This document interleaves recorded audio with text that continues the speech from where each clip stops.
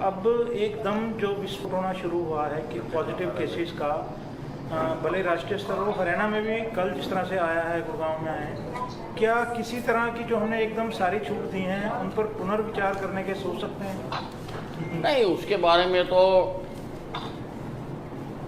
तय करेगी एमएचए, और एमएचए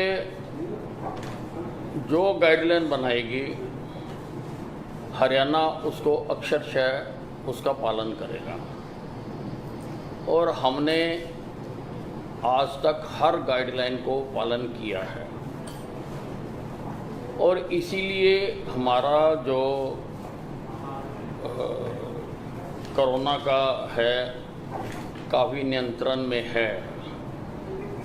अगर हमारे से राज पूछा जाए कि हरियाणा में इतना नियंत्रित क्यों है, तो मैं एक ही बात कहूँगा, क्योंकि हमने केंद्र की योजनाओं को सख्ती से पालन किया है, इस कारण से हमारा नियंत्रित है।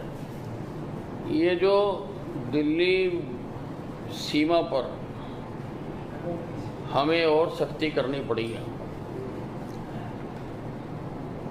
क्योंकि दिल्ली से सटे सारे ज़िलों में हमारे केसेस बढ़ रहे हैं। गुड़गांव में 400 से ज़्यादा हैं, फरीदाबाद में 300 से ज़्यादा हैं, सोनीपत में 300 के आसपास हैं, झज्जर में ज़्यादा हैं, बाकी सारे ज़िलों में 50 से कम हैं। और दिल्ली के साथ लगती सीमा में ही हरियाणा में कोरोना बढ़ रहा है। जो एमएचए की गाइडलाइन जारी हुई थी 4-0 की, उसमें जिनको छूट देने के लिए कहा था हमने उनको छूट दी है। दिल्ली हाई कोर्ट में केस हुआ था, दिल्ली हाई कोर्ट ने जिन कैटेगरीज को छूट दी हम उनको छूट दे रहे हैं, हम पूरी तरह से उसका पालन कर रहे हैं। लेकिन कहीं पर भी आम आदमियों के आने जाने पर छूट अभी नहीं दी गई है, ना तो एमएचए की गाइडलाइन में और ना ही हाई कोर्ट का जो केस हुआ उसमें। तो हम तो जो एमएचए की गाइडलाइन है उसका सख्ती से पालन कर रहे हैं, ताकि हमारा प्रदेश को हम बचा सकें। और ये मेरा धर्म भी है, मेरा कर्म भी है। दिल्ली सरकार इसका विरोध कर रही है। वो कह रहे हैं कि कुछ लोग जो दिल्ली में काम करते हैं गुड़गांव में रहते हैं, और जो गुड़गांव में काम करते हैं वो दिल्ली में रहते हैं। ऐसे में जो वो क्षेत्र है, भले नोएडा है या गुड़गांव है, उसको कट ऑफ किया जा रहा है। ये कोई इंटरनेशनल बॉर्डर नहीं है। नहीं, इसमें तो बाकायदा बिल्कुल साफ लिखा हुआ है, जो एमएचए की गाइडलाइन है कि इंटर स्टेट मूवमेंट को अलाउ नहीं किया है। और केवल जो उन्होंने डॉक्टर्स को, जहाँ पैरामेडिकल स्टाफ को, जहाँ हेल्थ स्टाफ को, जहाँ सफाई कर्मचारियों को, उन्हीं को अलाउ किया है, और किसी को तो अलाउ किया ही नहीं। अगर सबको अलाउ कर देंगे तो हम सबको इजाज़त दे देंगे। एक ये जिस तरह से केसेस बढ़ रहे हैं विशाल, ये जो मेडिकल अरेंजमेंट्स हैं उनको रिव्यू कर रहे हैं आप? कोई और नहीं, मैंने अपनी जो स्वास्थ्य विभाग की टीम है वो ये दिल्ली से जुड़े चारों ज़िलों में भेजी है ये स्टडी करने के लिए। उसमें हमारे एसीएस राजीव अरोड़ा जी गए हैं, हमारे डीजी हेल्थ गए हैं, और उनके साथ और अधिकारी गए हैं। वो ये चारों ज़िलों में, गुड़गांव में, फरीदाबाद में, झज्जर में और सोनीपत में क्या स्थिति है और कैसे उसको और कंट्रोल किया जा सकता है, वो हम कोशिश कर रहे हैं। नहीं, इन 4 जिलों के अलावा पूरे राज्य में जिस तरह से केसेस हैं, कोई हमने मेडिकल अरेंजमेंट्स में कोई रिव्यू किया है? हमारे सारे अरेंजमेंट, जो मेडिकल अरेंजमेंट है वो सारे ठीक हैं। हम पूरी तरह से, हमने पूरी तैयारी की हुई है, और उसके लिए कहीं पर कोई कमी नहीं है। ये जो है लॉकडाउन 5, अब क्योंकि चर्चाएं पूरी हैं कि 31 को ये 40 ख़त्म हो रहा है, तो 5 जो शून्य है वो 31 के बाद लगने वाला है।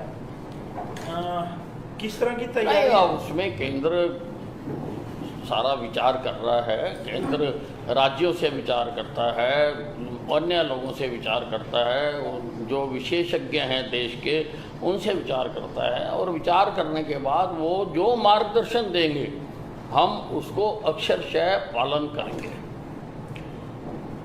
केंद्र सरकार ने सर ये जानकारी मिल रही है कि जो कैबिनेट सेक्रेटरी हैं उन्होंने सभी राज्यों के जो चीफ सेक्रेटरी से मीटिंग की है, और ये शायद कल या परसों, बीते कल परसों में बैठक हुई है, और ज़्यादा जो है इंतजाम करने के लिए कहा है, बेड्स के लिए कहा है, वेंटिलेटर्स के लिए कहा है। नहीं, मुझे जानकारी नहीं है।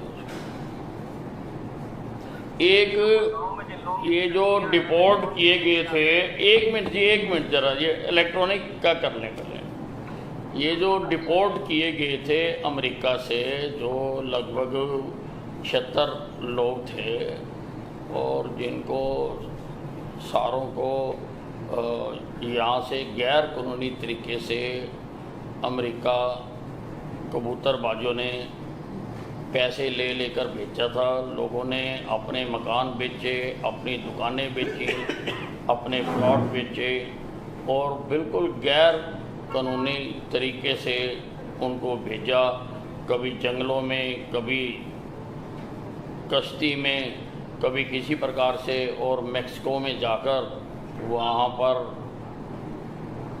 अमेरिका में क्रॉस कराया गया। बेचारे गए तो थे डॉलर कमाने के लिए, लेकिन वहाँ जाकर जेल में चले गए। हमने उन तमाम लोगों की एफआईआर दर्ज करने के मैंने आदेश दिए थे, और लगभग 70 एफआईआर दर्ज की जा चुकी हैं। और जो भी ये कबूतरबाज हैं उनको जल्दी ही हिरासत में ले लिया जाएगा, और उनके खिलाफ सख्त से सख्त कार्रवाई की जाएगी। इसके साथ ही मैंने और भी कहा है कि इनके अलावा भी पुलिस जांच करे कि ऐसे और कितने लोगों को इन्होंने भिन्न भिन्न देशों में भेजा हुआ है, उनका भी सारा जो जांच करी जाए और उनके खिलाफ कार्रवाई की जाए।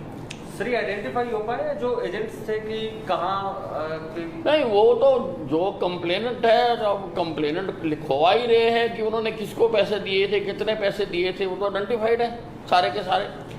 ये इनमें सारे आइडेंटिफाइड है। कोरोना पॉजिटिव कितने बड़े हैं? कुछ इनमें 76 लोगों में से शायद एक का प्लस हुआ है, 23 हो गया। हाँ। और कुछ और अब मैं कर लूँ बात? करो अपना काम भी करते रहो। हाँ जी, बताओ।